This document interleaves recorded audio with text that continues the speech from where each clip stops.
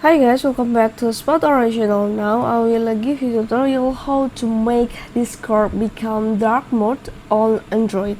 And before that, I wanna ask you, how are you guys? So don't miss off our videos. Don't forget to like, share, and subscribe to this channel.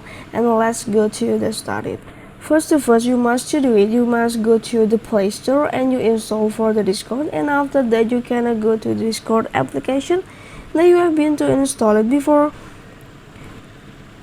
And for the next step, you can see there is a have a three option in the below here. You can click for the right side or the right corner in the below and slide away until you find the appearance. Okay, how to make it the dark mode for your Discord application? You can also click on the dark here until has the purple color.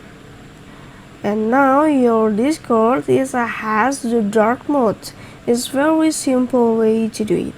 Okay, I think it's enough to how to make a Discord become dark mode for Android.